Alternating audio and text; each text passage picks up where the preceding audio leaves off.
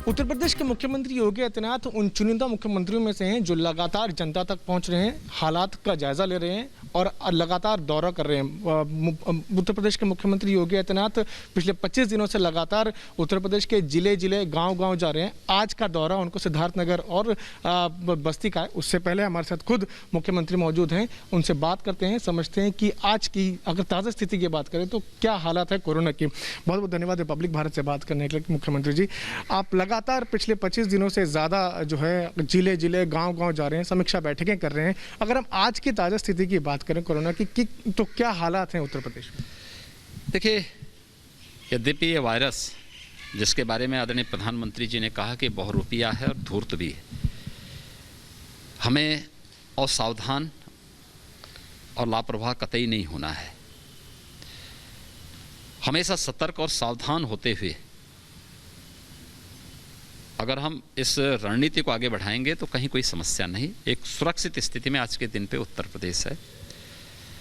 जो दुनिया के विशेषज्ञों को आशंकाएं थीं कि अप्रैल अंत में और मई में उत्तर प्रदेश की स्थिति अत्यंत भयावह होगी, एक्टिव केस 30 लाख से ज़्यादा होंगे, प्रतिदिन 1 लाख से ज़्यादा पॉजिटिव केस आएंगे, उत्तर प्रदेश कोविड प्रबंधन के लिए आदरणीय प्रधानमंत्री जी को इस मंत्र को अपना करके, इसमें टेस्ट एंड ट्रीट का जो ये मंत्र था, ट्रिपल टी का, इसको अपना करके हम लोगों ने कोरोना को पूरी तरह नियंत्रित करने में सफलता प्राप्त की है। आप देख सकते हैं कि 24 अप्रैल को यानी 1 महीने पहले उत्तर प्रदेश में 38,055 केस आए थे, आज 3,002 केस आए हैं। हमारे यहाँ एक्टिव केस भी लगातार कम हुए हैं, मुझे लगता है ये अब 50-55 हज़ार के आसपास आ गए हैं। ये चीज़ें दिखाती हैं। और ये दौरे जो मेरे उत्तर प्रदेश के अंदर चल रहे हैं, हमारे मंत्रीगण भी जनपद स्तर पर जा रहे हैं, मैं स्वयं जा रहा हूँ, कार्य की समीक्षा कर रहा हूँ, निगरानी समितियों के कार्यों को बहुत नज़दीक से इसको मैं देख रहा हूँ और निगरानी समितियों ने बहुत अच्छा काम किया है। हमारे जो प्रशासनिक टीम है, पुलिस की टीम है, हेल्थ वर्कर्स हैं, कोरोना वॉरियर्स हैं, स्वयंसेवी संगठन है, बहुत अच्छा काम इन्होंने किया है, कर रहे हैं। जहाँ थोड़ी कमी है उसको हम लोग और तेज़ करने की व्यवस्था करवा रहे हैं। तो इसीलिए ये अभियान हमारा चल रहा है और मैं इस बात को मान सकता हूँ कि आज के दिन पे हम उत्तर प्रदेश को एक सुरक्षित स्थिति में लेके आ गए हैं। हमारा प्रयास है कि इसको न्यूनतम स्तर पर ले करके कोरोना को पूरी तरह खात्मा करना है। बड़ी बात आपने बताई कि लगातार सरकार जो है दौरे कर रही है और व्यवस्थाओं के ऊपर नज़र बनाए हुए हैं। तीसरी वेव की भी एक बात कही जा रही है और मुख्यमंत्री जी, बड़ी बात इसमें यह है कि इसमें बच्चों को सबसे ज़्यादा प्रभावित होंगे, ये कहा जा रहा है। उसके लिए सरकार कितनी तैयार है? देखिए, थर्ड वेव के बारे में जो आशंका व्यक्त की गई है, यद्यपि हमें सतर्क और सावधान तो हमेशा रहना है, लेकिन हमने अभी से तैयारी शुरू कर दी है। हमारे 4 प्रकार के कार्यक्रम इसके लिए चल रहे हैं। स्वच्छता, सैनिटाइजेशन और फॉगिंग की कार्रवाई गांव और मोहल्ले में। ये न केवल हमें कोरोना के संक्रमण से बचाएगा, बल्कि इसके कारण मलेरिया है, डेंगू है, कालाजार है, चिकनगुनिया है, इंसेफ्लाइटिस है, इन सब से भी बचाव होगा। इसके साथ ही शुद्ध पेयजल की आपूर्ति या इसके प्रति व्यापक जागरूकता का कार्यक्रम हमारा प्रदेश के अंदर चल रहा है। दूसरा, हम लोगों ने हर ज़िले में मेडिकल कॉलेज में 100 बेड्स का पीकू, डिस्ट्रिक्ट हॉस्पिटल में 25 से 30 बेड्स का, CSC में भी मिनी पीकू के निर्माण की कार्रवाई को हम लोगों ने आगे बढ़ाया है। ये हमारा सेकंड, यानी उसके साथ ही एक पैरेलल कार्यक्रम चल रहे हैं। तीसरा, जैसे निगरानी समितियों के माध्यम से हमने गांव मेडिसिन किट वितरित करवाए और उसके कारण मृत्यु दर भी नियंत्रित हुई और कोरोना को तेज़ी के साथ जो प्रसार हो रहा था, क्योंकि जो भी व्यक्ति लक्षण युक्त था हमने मेडिसिन किट दे दी, उपचार शुरू हो गया, तो 24 घंटे के अंदर जांच करवा दी। 24 घंटे के अंदर जांच के बाद वह व्यक्ति या तो होम आइसोलेट है या क्वारंटीन सेंटर में या हॉस्पिटल में है, तो CFR भी उसका, यानी जो मृत्यु दर है वो भी नियंत्रित हुई और उसके संक्रमण की चेन को वहीं पर ब्रेक करने में मदद मिली। और चौथा हम लोगों ने व्यवस्था की है कि 12 वर्ष से कम उम्र के जितने भी बच्चे हैं, इनके अभिभावकों के लिए 1 जून से हम लोग 18 से 44 के बीच के आयु वर्ग के सभी लोगों को वैक्सीन प्रदेश के अंदर हर जनपद में देने जा रहे हैं। अभी तक हमारा 23 जनपदों में हो रहा था, इसको सभी जनपदों में हम इसको फैला रहे हैं। कुछ बूथ हम स्पेशल अभिभावक स्पेशल के रूप में दे रहे हैं, जो 12 वर्ष से कम उम्र के बच्चे हैं उनके अभिभावकों को जहाँ पे लगाया जा सके, जिससे एक सुरक्षा कवच, क्योंकि कामकाजी वर्ग है, एक अपने कार्य के लिए घर के बाहर निकलता है, तो अगर सुरक्षा कवच उसके पास होगी तो वह सुरक्षित है, तो बच्चे सुरक्षित हैं। तो ये 4 प्रकार के उपाय हम लोगों ने प्रारंभ किए हैं और इस पे चारों पे कार्य चल। मुख्यमंत्री जी, लगातार कोरोना का ग्राफ जो है उत्तर प्रदेश में गिर रहा है, पॉजिटिविटी दर जो है वो भी गिर रही है, लेकिन विपक्ष को ये सब नहीं दिखता। वो कहते हैं कि सरकार जो है मौत के आंकड़ों को छुपा रही है, टेस्टिंग नहीं कर रही है। क्या कहेंगे आप?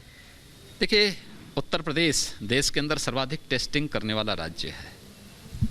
आज तक हम लोग 4 करोड़ 80 लाख से अधिक टेस्ट कर चुके हैं। आज हमारे 3.5 लाख टेस्ट आज हुए हैं। कल 3,56,000 टेस्ट हुए हैं, सर्वाधिक है। हमें विरासत में क्या मिला था? हेल्थ इंफ्रास्ट्रक्चर पर जो उंगली उठा रहे हैं, इनको बताया जाना चाहिए। कांग्रेस ने आज़ादी के बाद इस देश में एक एम्स दिया। मोदी जी ने इस देश के अंदर 22 एम्स का निर्माण मोदी सरकार कर रही है। उत्तर प्रदेश में 1947 से लेकर 2017 तक केवल 12 गवर्नमेंट मेडिकल कॉलेज थे। पिछले 4 वर्ष के अंदर उत्तर प्रदेश के अंदर 30 नए मेडिकल कॉलेज बन रहे हैं, गवर्नमेंट मेडिकल कॉलेजेस बन रहे हैं। यह हेल्थ इंफ्रास्ट्रक्चर के डेवलपमेंट की, ऐसे ही डिस्ट्रिक्ट हॉस्पिटल की, CHC की स्ट्रेंथन की कार्रवाई हुई है। पुराने मेडिकल कॉलेज में सुपर स्पेशलिटी के ब्लॉक बने हैं, चाहे वो गोरखपुर हो, वाराणसी हो, मेरठ हो, आगरा हो, कानपुर हो, झांसी है, या जहां भी हमारे मेडिकल कॉलेजेज हैं, इनमें मोदी जी ने 2014 के बाद सुपर स्पेशलिटी ब्लॉक स्वीकृत कर दिए थे प्रधानमंत्री स्वास्थ्य सुरक्षा बीमा योजना के अंतर्गत। और यही इस समय कोरोना से बचाने के लिए हमारे लिए सबसे बड़े हथियार बने हुए हैं। कोरोना से यही बचाव इन्हीं के माध्यम से हो रहा है, क्योंकि हमने डेडिकेटेड कोविड हॉस्पिटल वहीं बनाए हैं। तो ये सभी कार्य, अगर ये पुअर हेल्थ इंफ्रास्ट्रक्चर विरासत में कांग्रेस ने या सपा ने या अन्य विपक्षी दलों ने इस देश को नहीं दिया होता, तो संभवतः मोदी जी ने आने के बाद जितना हेल्थ इंफ्रास्ट्रक्चर देश के अंदर खड़ा किया, आज वही कोरोना के बचाव में बड़ी महत्वपूर्ण भूमिका का निर्वहन कर रहा है। उसी का परिणाम है कि अमेरिका की कुल आबादी है 33 करोड़। अमेरिका का हेल्थ इंफ्रास्ट्रक्चर तो भारत से बहुत बड़ा है ना। अमेरिका में कोरोना से दुखद मौतें हुई हैं 6 लाख से ज़्यादा। भारत की आबादी है 135 करोड़ और भारत के अंदर दुखद मौत हुई हैं 3 लाख, यानी 4 गुना अमेरिका से अधिक आबादी, लेकिन मौत अमेरिका से आधी। ये कोरोना प्रबंधन का जो समय समय पर प्रधानमंत्री जी ने देश को मार्गदर्शन किया। इस देश के अंदर विपक्ष लगातार अपनी नकारात्मक भूमिका के कारण भ्रम की स्थिति पैदा कर रहा है। इन्होंने कोरोना को लेकर के भी, वैक्सीन को लेकर के भी, याद करिए जब माइग्रेंट लेबर आ रही थी तब इन्होंने क्या किया था, भ्रम की स्थिति पैदा की थी, फर्जी गाड़ियों का नंबर दिया था, तब भी लोग गुमराह कर रहे थे। तब कह रहे थे लॉकडाउन क्यों हुआ, उस समय लॉकडाउन का विरोध कर रहे थे। और सेकेंड वेव में जब राज्यों के द्वारा लॉकडाउन या कोरोना कर्फ्यू नहीं लगाया गया, तब ये इसका विरोध करने लगे। देखिए साहब, नहीं लगा रहे हैं, यानी चित भी मेरी पट भी मेरी, दोनों नहीं चल सकता। और वैक्सीन का विरोध करके जो गैर जिम्मेदाराना बयान और जिस प्रकार की हरकतें इन लोगों ने की है, कर रहे हैं, गैर जिम्मेदाराना है, मानवता के खिलाफ भयंकर अपराध है। इसके लिए इन्हें जनता कभी माफ नहीं करेगी। वही मेरा सवाल था। ये लोग वही लोग हैं मुख्यमंत्री जी जो कह रहे थे ये बीजेपी की वैक्सीन है, हम नहीं लगवाएंगे, और आज ये कह रहे हैं कि वैक्सीन को लेकर लगातार जो है ये राजनीति कर रहे हैं। क्या मानते हैं? देखिए, पहली बार देश के अंदर और दुनिया में भी, मैं तो इस बात को मानता हूं, मैं 25-30 वर्षों से वायरस के खिलाफ लड़ाई को बहुत नज़दीक से देखता रहा हूं, क्योंकि 1977 से पूर्वी उत्तर प्रदेश में इंसेफ्लाइटिस की बीमारी आई थी और इंसेफ्लाइटिस की इस बीमारी के कारण हर वर्ष यहां पर हजारों मौतें होती थी, पूरा हमारा ईस्टर्न यूपी में। इसमें मुख्य रूप से गोरखपुर और बस्ती कमिश्नरी इससे प्रभावित थे। आज तक वैक्सीन नहीं आ पाई। जापानी इंसेफ्लाइटिस की आई, लेकिन एक्यूट इंसेफ्लाइटिस की नहीं आ पाई। एक्यूट इंसेफ्लाइटिस का पहला केस 2005 में देखने को मिला था। 2005 से 2014 तक कांग्रेस की सरकार केंद्र में थी, क्या कर रही थी? 2003 से लेकर के 2007 तक और फिर 2012 से 2017 तक प्रदेश में समाजवादी पार्टी की सरकार थी, क्या कर रहे थे लोग? हम सब आभारी हैं प्रधानमंत्री मोदी जी के, जिन्होंने देश को 1 साल के अंदर कोरोना की 2 वैक्सीन दी।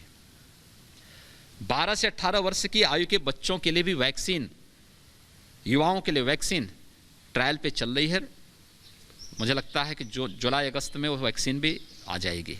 मुख्यमंत्री जी, ये एक कार्य जो अभी ये इतना महत्वपूर्ण काम, देश के वैज्ञानिकों के मनोबल को आगे बढ़ाना, प्रतिबद्धता के साथ नेतृत्व काम करता है तो रिजल्ट इस रूप में आते हैं। और जब 16 जनवरी को प्रधानमंत्री जी ने वैक्सीन दी थी, तब कांग्रेस, सपा और तमाम गैर जिम्मेदार नेताओं के द्वारा बयान दिया गया था कि मोदी वैक्सीन है या बीजेपी की वैक्सीन है, हम नहीं लगाएंगे। दुष्प्रचार किया गया था, भ्रम की स्थिति पैदा की गई थी। ये मानवता के खिलाफ यही अपराध है, जिन्होंने वैक्सीन लगाने से लोगों को रोका था। लगातार भ्रम की स्थिति पैदा कर रहे हैं, और ये जानते हुए कि ये वैक्सीन 16 जनवरी से ही फ्री में है। पहले चरण में हेल्थ वर्कर्स को, दूसरे चरण में कोरोना वॉरियर्स को, तीसरे चरण में 60 साल की उम्र के लोगों को, चौथे चरण में 45 वर्ष से ऊपर के लोगों को, 5वें चरण में 18 से 44 वर्ष की उम्र के सभी लोगों को वैक्सीन दी जा रही है, फ्री में दी जा रही है। 45 साल से ऊपर के लोगों को भारत सरकार दे रही है, और 18 से 44 के बीच में राज्य सरकारें दे रही हैं। उनके सामने ऑप्शन है, लेकिन उस सब के बावजूद गुमराह और भ्रम की स्थिति पैदा करके इन्होंने राष्ट्रीय अपराध किया है। मुख्यमंत्री जी, आपका दौरा शुरू होने वाला है, सिर्फ 2 प्रश्न मैं और लूंगा। आपने देखा किस तरह से तस्वीरें, गंगा घाट के किनारे जो तस्वीरें थी उनको वायरल किया गया, देश विदेशों में वायरल किया गया, और इन तस्वीरों को चाहे वो कांग्रेस हो, सपा हो और जो अन्य राजनीतिक दल हैं, उन्होंने उसको भी ट्वीट किया। कुछ दिनों पहले एक तस्वीर और आई थी जिसमें समझ आ गया था कि किस तरह से इस तरह की हालत, पहले भी इस तरह की हालत होती थी, लेकिन भ्रम फैलाने की कोशिश की गई। क्या कहेंगे आप? देश को बदनाम करने की एक साजिश, वैश्विक मंच पर भारत की छवि को खराब करने का प्रयास, ये बहुत सारी जगह परंपरा का हिस्सा रहा है। यद्यपि नमामि गंगे परियोजना के बाद अवेयरनेस के बेस बहुत सारे कार्यक्रम चले, लोगों को बहुत इस बारे में जागरूक करने का प्रयास हुआ। अगर आप देखेंगे 2012 में भी इस प्रकार के चित्र थे, 13 में भी थे, 14 में भी थे, 15 में भी थे, 16 में भी थे। और हमने विगत वर्ष कोरोना की जब आई थी, महामारी प्रारंभ हुई थी, तब भी हम लोगों ने हर ग्राम पंचायत को, हर नगर निकाय को राज्य वित्त से धनराशि देकर के व्यवस्था करवाई थी कि कोई भी व्यक्ति जो किसी अपने परिवार के सदस्य की दुखद मौत पर अंतिम संस्कार नहीं कर सकता है, उस परिवार को आर्थिक रूप से अगर कमजोर है तो 5,000 रुपये की सहायता करें। स्थानीय निकाय को भी निर्देश दिए गए, जो कोरोना के भय से अंतिम संस्कार नहीं कर रहे हैं उसका प्रशासन करे, उसके लिए धनराशि की व्यवस्था की गई। लेकिन विपक्ष है कि उसको भारत की छवि को दुनिया के अंदर बदनाम करना है, खराब करना है।